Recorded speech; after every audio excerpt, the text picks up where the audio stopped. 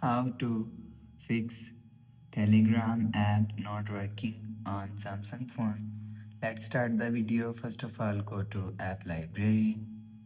Here click on settings app. Now in setting, scroll down and click on apps. After click on apps, scroll down and search Telegram app from here.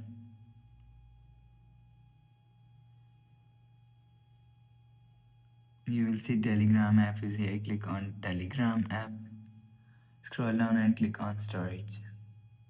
If you want to fix Telegram app not working problem, so click on clear cache. After click on clear cache, click on clear data.